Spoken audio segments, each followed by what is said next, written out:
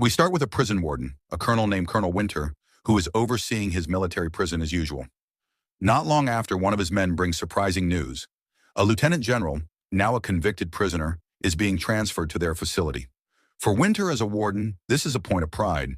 He will get to personally receive one of the most respected figures in the United States military. Word of the general's arrival quickly spreads among the inmates.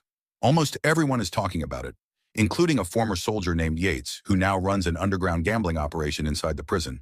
Before long, the man they have all been waiting for finally arrives. He is Lieutenant General Irwin. Irwin has been sentenced to 10 years in prison for disobeying a direct order from the president, after sending American troops into Burundi on a mission that resulted in the deaths of 8 soldiers. Colonel Winter deeply admires Irwin and even plans to ask him to sign one of his prized war books. While Irwin briefly chats with one of the guards, Winter steps away to fetch the book. However, Irwin openly criticizes Winter's collection of priceless military artifacts. He says these are things a real war veteran would never want to own, because they only serve as painful reminders of the suffering experienced during war. Irwin does not realize that Winter overhears this comment. Winter is offended, especially since he has never actually seen real combat himself. Stung by the criticism, he quietly drops his plan to ask for Irwin's autograph. As Irwin is about to leave Winter's office, he runs into an inmate named Aguilar, who stands at attention and salutes the general out of pure respect.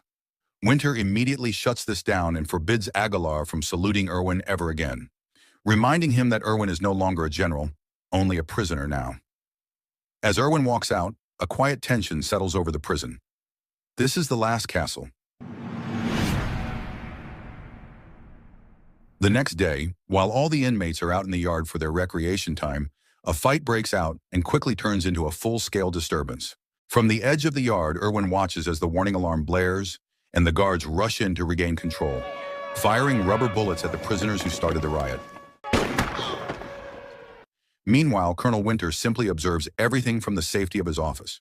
Later at lunch, several inmates approach General Irwin to complain about the abuse they suffer at the hands of Winter and his guards, including the deaths of some prisoners from those so-called non-lethal rubber bullets.